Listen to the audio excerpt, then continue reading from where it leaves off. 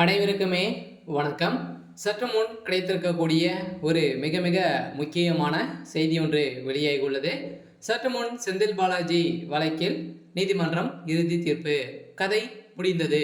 இது மாதிரி பார்த்தீங்கன்னா செய்திகள் வெளியே இருக்கு. செந்தில் பாலாஜி அவர்கள் பார்த்தீங்கன்னா ஏற்கனவே சட்டத்துக்கு விரோதமான பண பரிமாற்ற வழக்கில் வசமாக சிக்கி 1.5 வருட காலங்களாக புழல் சிறையிலிருந்து இருந்து நீதிமன்றம் பார்த்தீங்கன்னா இவருக்கு நிபந்தனை அடிப்படையில் ஜாமீன் கொடுத்தது. இந்த ஜாமீன் பார்த்தீங்கன்னா அவர் தவறுதலாக பயன்படுத்தி வரும் நிலையில் தான் மீண்டும் அமலாக்கத்துறை சைட்லேருந்து பார்த்தீங்கன்னா இவர் மீது மனு தாக்கல் செய்திருக்காங்க. அவருடைய ஜாமீன் வழக்கை ரத்து செய்யணும் அப்படின்ற மாதிரி தான் இப்போ வழக்கு துணிந்திருக்கக்கூடிய நிலையில், இந்த வழக்கின் அடிப்படையில் இன்று இந்த வழக்கை விசாரணைக்கு எடுத்துக்கொண்டப்பட்டிருக்கக்கூடிய நிலையில் தான் இப்போ அதிரடியாக செந்தில் பாலாஜியுடைய நிலை என்ன அப்படின்னு தான் எல்லாருடைய கேள்வியாக இருக்குது. இருந்தாலும் செந்தில் பாலாஜியுடைய கதை ஒட்டுமொத்தமாக முடிய போகுது. இதில் செந்தில் பாலாஜியுடைய வழக்கில் அவருடைய தம்பியும் பார்த்தீங்கன்னா வசமாக பார்த்தீங்கன்னா ஏற்கனவே ஒரு முக்கிய புள்ளியாக தான் இருக்கார்.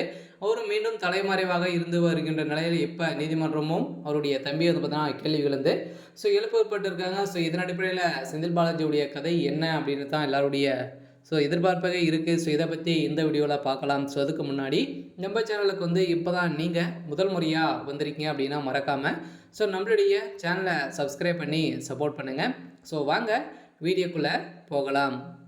பார்த்தீங்கன்னா செந்தில் பாலாஜி அவர்கள் ஏற்கனவே ஒரு திமுகவில் பார்த்தீங்கன்னா இணைந்து ஒரு முக்கிய புள்ளியாக மாறிட்டார் இல்லையா. அவர் பார்த்தீங்கன்னா வந்ததுலேருந்தே மின்சாரத்துறை அமைச்சராகவும் மதுவிலக்குத்துறை அமைச்சராகவும் இருக்கார். இப்போ மின்சாரத்துறை அமைச்சரத்திலே நிறைய ஊழல் நடந்திருக்கு. 40,000 கோடிக்கு மேலே ஊழல் நடந்திருக்கு அப்படின்ற மாதிரி தான் இப்போ சமீப காலத்தில் ஒரு செய்தி வெளியே இருந்துச்சு. இதன் அடிப்படையில் பார்த்தீங்கன்னா அவர் இவர் மீது மீண்டும் வழக்கு பதிவு செஞ்சுருக்காங்க. இருந்தாலும் ஏற்கனவே சிக்கிய வழக்கின் அடிப்படையிலும் இதில் பார்த்தீங்கன்னா சாட்சிகளாக இருக்கக்கூடிய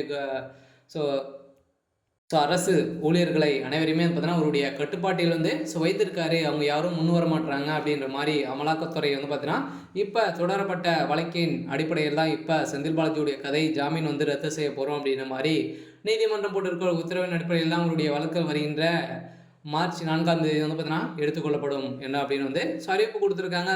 செந்தில் பாலாஜி கதை ஒட்டுமொத்தமாக முடிய போகுது. அதாவது பார்த்தீங்கன்னா ஒரு 12 ஆண்டுகள் சிறை விதிக்கிறதுக்கான ஏற்பாடுகள் தான் நடந்திருக்கு. செந்தில் பாலாஜி அவர்களும் ஏற்கனவே 1.5 வருட காலங்களாகவே இருந்திருந்த நிலையில் இப்போ அமலாக்கத்துறை அவருடைய வழக்கில் சிக்கிய சாட்சிகளை அனைத்தையுமே பார்த்தீங்கன்னா அவர் மிரட்டி வரும் சம்பவத்தின் அடிப்படையில் தான் இப்போ அவர்கள் கொடுத்த வாக்குமூலத்தின் அடிப்படையிலும் இந்த வழக்கு இறுதி தீர்ப்பு வழங்க போகிறதாக உச்சநீதிமன்றம் வழங்கியிருக்காங்க. அதனால் என்ன தீர்ப்பு வழங்க போகிறாங்க அப்படின்னு தான் பெரிய கேள்வியாகவே இருக்குது.